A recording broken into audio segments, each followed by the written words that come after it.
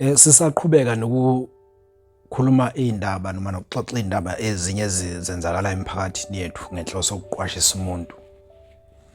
Kunolunye udaba engisanda kulubhala lwalapha endaweni yaseMacambeni eMandeni. Ngizolufunda nje nalo kodwa ke udaba oludala loluya olwenzeka ngo-1997. Cabanga ukuthi abantu bakhona lapha eMandeni endaweni ekuthiwa iseMangethe esigodini saseMakhwanini balwazi lolu daba. Udaba olwashiya namanje olwashiya indawo yaseMangethe ikhungathekile. Njengoba ngichaza nje ukuthi zimbili indawo zomuntu ophatha isibhamu, 2 kuphela. Yithuna noma ijele. Noma abe uthi uyathanda, yazi ke ikhona indawo la khona abantu abanezinsizwa abangayikhomba ukuthi nangu sibanibani ngakithi lokhu aphatha isibhamu esemncane uyesatshwa ngendlela eyisimanga useze wasiyeka uyikhehla uyikhehla manje uyaguga manje akazenzeke lutho. Yes, bakhona abantu abanjalo nami la kwaNongoma nje ukhona omunye insizwe engiyaziyo yangapha kwaDabazi, mhlambe naSondini ikhona, Mahlabathini ikhona, Phoshabstini ikhona, Msingi ikhona, kodwa aziningi. Mhlawumbe uNongoma nje ukhona iyodwa. Insizwe ezaphatha isibhamu zalwa ngazo zayisebenzisa qede lapha impilo yaba impilo nje as usual. Ayisuki ke manje lento yesibhamu neyinkabi indala njengoba nje lapha eMandeni endaweni yaseMakhwanini eMangethe ludala udaba lakhona. Kodwa ke mhlambe ukuze siluqonde kahle ungakwazi ukuya lapha kuFacebook ulithole epageini MC Menzisto Media SA. Isihloko salo sithi usizi lwezinsizwa zakwaDube eMacambeni ezadutshulwa kabuhlungu qede zabuya zazokrinya ababulali bazo. Ngo-1997 lapha ngaseMandeni eMacambeni esifundazweni saKwaZulu-Natal endaweni yaseMangethe eMakhwanini. Le ndawo nje ilapha uma usuka ngapha ngaseGingindlovu ungena ngesandla sokudla maqondana nesitopi okuthiwa iThugela Beach. Kanti uma uqhamuka ngapha ngaseMandeni nangoStenga ungena ngesandla sokunxele ngasendaweni yaseMakhwanini. Kuleya ndawo kwakunomuzi wakwaDube owulapha uma ukhuphukela nje sengathi uya kwaZuma esitolo. Le ndawo iyona le okwake kwenzeka kuyona isimanga esashiya abantu bakhona beshaqekile ngendlela eyisimanga. Kangangokuthi le ndaba yazi yakuphuma ngisho emsakazweni Ukhozi. Kuleya ndawo kwakunentombazane okwakuthiwa uGoodness Dube. Abaningi bayazi ngoMapipi leyo ntombazana. So lo ntombazane eyayithandana nensizwa yasendaweni nje okwakuthiwa uSipho Mpanza wakhona kuyo leya ndawo. uSipho Mpanza lona wayebizwa ngoMatebhe ngenxa ukuthi wayemkhulu nje ngomzimba. Abanye babembiza ngoTebheni, abanye babembiza ngoTebhe, kodwa igama lakhe lasepasini nje kwakuSipho kwaMpanza. Kusho ukuthi uthando lwabo labo bobabili uSipho Mpanza noma uMatebhe nalentombazane ekuthiwa uGoodness Dube ebizwa ngoMapipi lwaloluhle nje lungenankinga. Kuthe kusuka nje lensizwa yakwaMpanza okuthiwa uMatebhe yavele yashela enye intokazi yakhona endaweni okwakuthiwa uSikomu wakoMntungu khona endaweni nje yaseMakhwanini. Emva kwalapho uMatebhe wabe seduma nalentombi entsha yakwaMntungwa waze wahlala nayo kubo kwaMpanza. Kwezwakala sekuthiwa uzoyilobola lentombi entsha nangempela zabonakala izinto wayeyithenga uMatebhe, kukhombisa nje ukuthi ngempela useyalobola kwaMntungwa. Kuthiwa ngisho nosibali bakhe bakwaMntungwa wayesebakhonze ukudlula laba basekhweni lakhe elidala kwaDube. Kusho ukuthi obhuti bakaMapipi Dube bangayithanda lento ukuthi uSipho Mpanza eyeke ingane yakubo egcine eseyithandana nalena entsha okwakuthiwa uSkomu yakwaMntungwa. Labo bhuti bakwaDube ngenxa yokuthi bahlala bembona uMatebhe ezitolo, bavele batshela usisi wabo ukuthi uMatebhe okusibali wabo usenenye intombi. Ngiyazi-ke uyazi ukuthi kudala babe obhuti babe mawusibari kwakuthi mabebona ukuthi ukhona into oyenzayo babekubuza ukuthi hey wena ngoba uqonywe ingane yakithi nje lento oyenzayo uyenzelani 1 no 2 no 3 uyenzelani. So ke nabo labo bhuti bakwaDube ngenxa ukuthi babehlala bembona uMatebhe ezitolo bavele bamtshela usisi wabo ukuthi uMatebhe usenenye intombi. Obhuti ke balentokazi yakwaDube okwakuthiwa uMapipi le eyayithandana noMpanza kwakungoNikho Dube kanye noThulani Dube, babelamana nje bengabeza lo mama wedwa. Ngalezi ayikhathi ke njoba kade ngisho ukuthi obhuti bentombi babelwela intombazane yakwabo uma ixhashazwa yesoka layo, babelihlasela isoka belibuze emehlweni ukuthi sibali lento oyenza kudadewethu yenzelani. Nazo-ke lezi insizwa zakwaDube zambuza lo Matebhe ukuthi uyichaphazelani ingane yakubo ngokuthi usevele wayilaxaza waqonywa endaweni wajike wazohlala nayo le ntombi entsha. Kwagcina kwangabe-ke kusazwana nhlobo uMatebhe nayo labo sibali bakhe bakwaDube, kwaze kwagcina sekunamagama ayiziswana phakathi kwabo. Endaweni nje yonke yaseMangethe emakhwanini kwabe sekwaziwa nje ukuthi uMatebhe usehlala noSkomu Mntungwa kubo kwaMpanza, useyiyekile lengane yakwaDube okuthiwa uMapipi Goodness Dube. Kuthe nje ngelinye ilanga kungolwesihlanu ebusuku kuphuzwa nje lapha yakomunye umuzi wakwaDube kwakudayisa amabhiya kulomuzi wakwaDube. Kwathi nje kugcwele kuphuzwa noMatebhe ekhona nobhuti balentombazane yakwaDube nabo bekhona. Lo muzi vele kwakugcwala kuona uma kulwesihlanu abantu babephuza khona. Kwathi kungazelele umuntu kwavele kwangena izigebengu kuphuzwa kanjalo, zafike zadubula uThulani Dube noNikho Dube kabuhlungu, kodwa bazama ukubaleka kwabe sekusho khona ukuthi izinhlavu zebashayile kabuhlungu. Kulokho kudubulana nje kwaze kwadubuleka nomunye umfana owayengazi lutho wasendaweni. Zona lezi igebengu ngesikhathi zidubula lapha kwaDube, lo Matebhe yena azimdubulanga, zafike zamshaya ngempama nje wase ebaleka wayocasha. Vele kwase kumnyama kodwa kwakunonyezi. Wabe selunguza ebuka igebengu zehubha oNikho noThulani lo Matebhe lo owayecashile zaze zabaqedela otshanini lapha ababebalekele khona.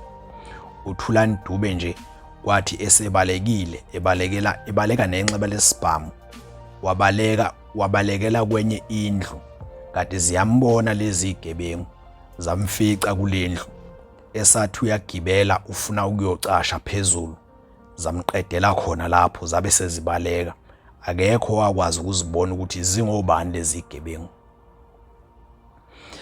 Kwathi uma sekuphume umphakathi wasendaweni emva kokuthi sekuzwakele ukuqhuma kwesibhamu nobumayemaye kulomuzi wakwaDube, umphakathi wafike wagcwala kulomuzi wakwaDube usubuza ukuthi kwenze njani. Kwabe sekuvembuka uMatebhe esikhotheni kade ecashile, kwaba uyena owayekhombisa umphakathi ukuthi uThulani Dube udutshulelwe lapha, uNikho udutshulelwe lapha, nangempela batholakala sebefile.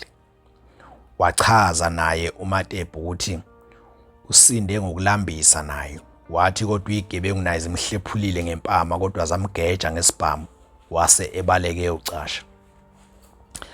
Ayemva kwalapho kwabe sekuqhuma isililo kwamnyama izacu kulomuzi wakwaDube nomphakathi usukhala kubatshazwa ukuthi igebengu sengaze zibulala izingane zandawonye futhi ezelamanayo pho. uThulani Dube noNikho Dube babelamana njengoba sengike ngasho. Ukhumbula ukuthi uThulani Dube noNikho Dube abakubuka le ntombi eyayiqonywa uMatebhe yokuqala. Kwathi sekuyinkonzo yomngcwabo kungcwatshwa uThulani Dube noNikho Dube laba abadutshuliwe. Ubaba wakwaDube ozala lezi insizwa ezadutshulwayo wasukuma watshela umphakathi wonke owawusemngcwabeni ukuthi akadinge umuntu ozozama ukuzibuyiselela kubenzi bokubi. Kwase kuthi ubaba wakwaMpanza okwakuthiwa nguNtsimbi babethu mabemteketisa uNtsimbi endaweni yangakubo kwakuthiwa uIron. Yena kuNtsimbi wathi lezi insizwe ezilele phansi ziyazi zona ukuthi zifele indaba zazo. uNtsimbi ke wayezala uMatebhe. Kwaxakeka wonke umuntu ukuthi ubaba uNtsimbi uthini manje ngoba ababulali babengaziwa nesizathu sokubulawa kwalezi insizwa zakwaDube sasingakaziwa.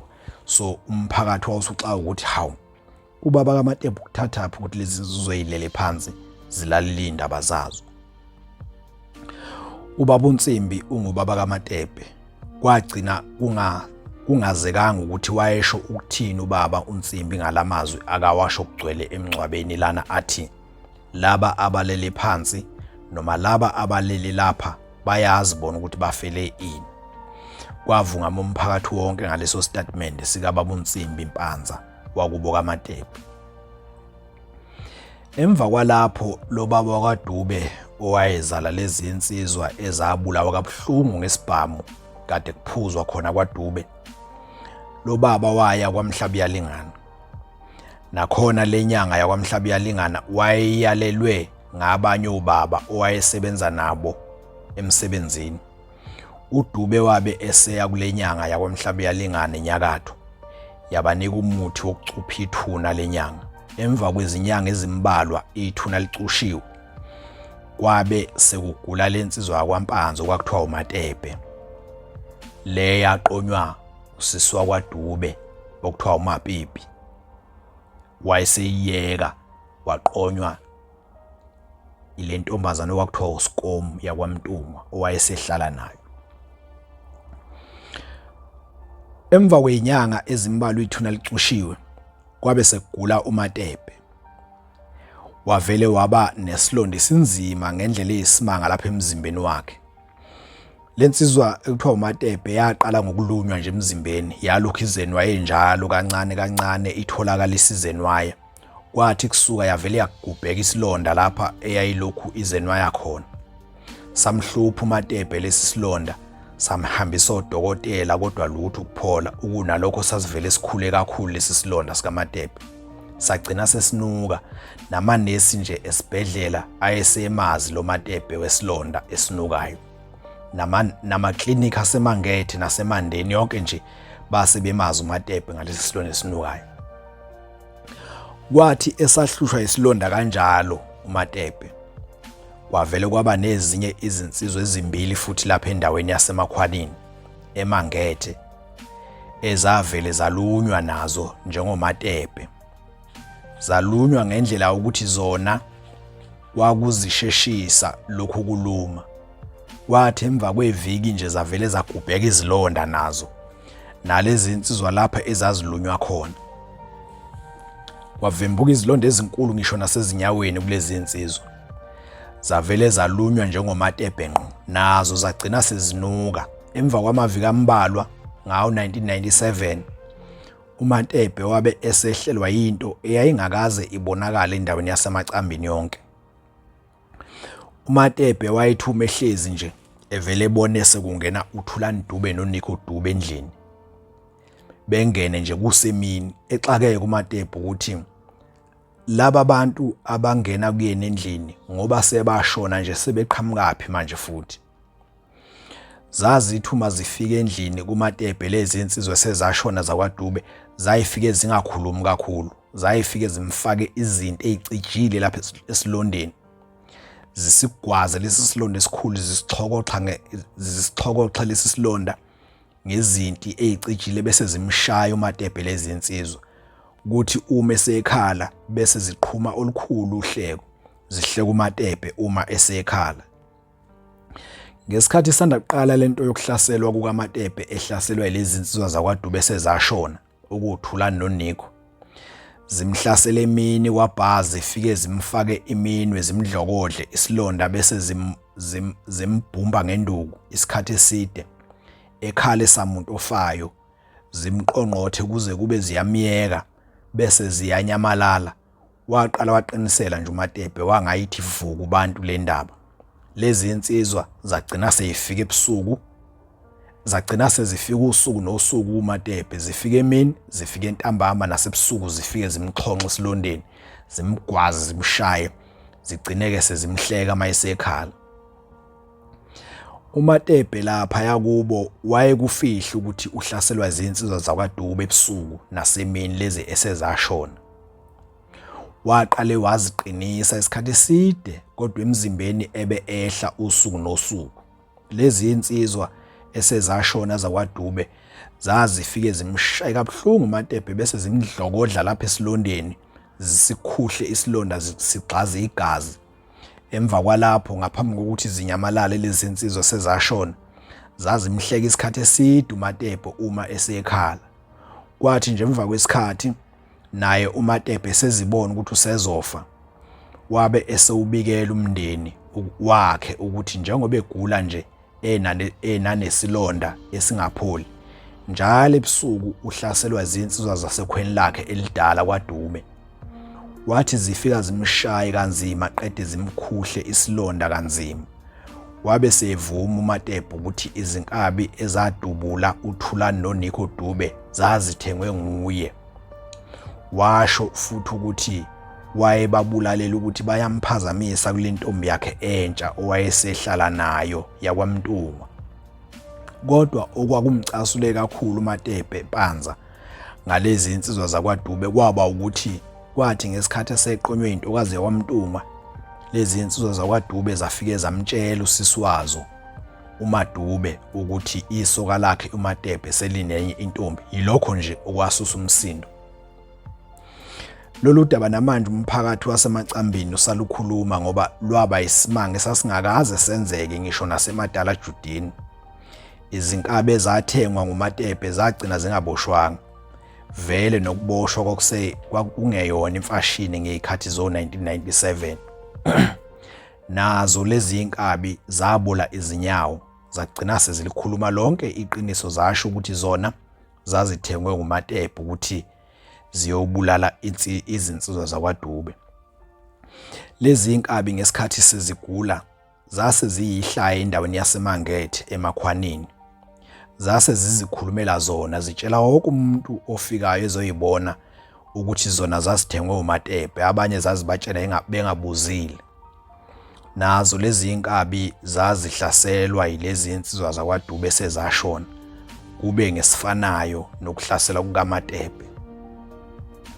Emva kokuthi uMatebhe seshilo ukuthi nguyena owayethenge izinkabi, esechazile nanokuthi lezi insizwa zakwaDube ziyamfikela ebusuku nasemini zizomklinya, kwabe sekusuka ubaba uNsimbi Mpanza, lona owakhuluma sakuchoma emngcwabeni wathi laba bafile bayazibona ukuthi benzeni. Ubaba uNsimbi-ke wabe eseya kwaDube wayokhuluma nobaba wakhona kwaDube eseyocelela ingane yakhe uMatebhe ushwele. Kodwa wathi ubaba uDube yena akazilutho, wathi ayikho into akazoyikhuluma ngoba ufelwe izingane zakhe kabuhlungu. Lapha yakwaMpanza kwagcina kulandwe inqwaba yabefundisi ukuthi bezokhuleka, bekhulekele uMatebhe ukuthi asinde, kodwa kwaba nhlangazimuka nomoya. uMatebhe wagcina ngokushona, nezinkabi zashona kabuhlungu sezinuka, nosisi Mapipi Dube naye washona kamuva. Lo muzi wakwaDube emva komngcwabo kaMatebhe wagcina usukile eMakhwanini ngenxa yokusabela impilo zawo, nenhlalo nje endaweni yayingaseyinhle kahle ngoba lemizi yayingomakhelwane. nezinkabi kwakuyizinsizwa zendawo. Wabe usuhamba umuzi wakwaDube wayokwakha endaweni yakwaHloma endlini khona eMandeni, wasuka laphaya eMangethe. Iyaphela le ndaba uma ubuka isibhico ngesenzeka ushona inkabi ezadubula lezi nsizwa zakwaDube, isuswa nje lento engihlale ngikhuluma ngayo. Engeke ngiyikhulume ebesisusa umsindo leyo ukuthi umuntu ojolile akanalo icala endodeni. Kanjalo nendoda mayijolile ayinalo icala entombini, kodwa kuba ukuthi ngeke ngithi ke mina uma indoda inecala noma uma intombi ijolile bese iba necala endodeni, indoda bese ishaya intombi noma ibulala, ayikho inkantolo ezofika ithi wena ndoda ubulela umkakho noma ubulela intombi yakho ngoba ibijola, bese ithi indoda yebo, bese ithi inkantolo cha, ngoba umbulale ngoba ejola asikubophi. Cha, ayikho inkantolo ezosho njalo. Umuntu wesifazane mejolile, ingakho ngithi asikho isizathu sokumshaya ngaphandle nje kokuhlala phansi nikhulume. Uma ukuthi isizathu esimjolisile sikhulu kakhulu ngeke sikwazi ukulungiseka, niyahlukana nje kahle ngokuthula. Kodwa bakuthi isizathu sincane, yaqhubeka nihlala phansi lixoxe udaba lwenu, owesifazane achaza isizathu esimjolisile. Uma sisikhulu niyahlukana ngokuthula, uma sisincane isizathu niyasixoxa nje nidlule niqhubeke nothando lwenu. Ngoba leyo ukuthi umuntu wesifazane mayejolile bese wazi ukuthi wenze icala kuwe wena ndoda, iyo le yenza ukuthi uthathe ummese umgwazi nomthatha isibhamu umdubule bese uyaboshwa. Abanye beze besha besifazane bethi bengijola ngomzimba wakho yini, basuke beshiswa ikho lokho. So umuntu wesifazane mejolile isizathu sokumbulala nje asikho, asikho nakancane, ngoba uma ukwacabanga ukumbulala ubokwazi ukuthi imposo isusile ayisezukuthinta wena wedwa, kodwa isizothinta umndeni wakho, zingane zakho, everyone. Futhi sizoba yinde mhlawumbe ingalasta ngisho 10 years enyimpi, nigcine senithuthe endaweni ningahlelanga, ningathandi, shiya izindlu kade niqeda ukwakha, seniyoqala phansi futhi niyokwakha kwenye indawo. So ezinye zeindaba lezi esisuke siyikhulumela ukuthi abantu bengagcini sebeza izinto ezokwenza ukuthi bebe semajele, ngoba indaba ingejele leli abanye abantu abaze beyitshela ukuthi limnandi ijele, sibe silichaza ukuthi ijele likaze libe mnandi nanini na.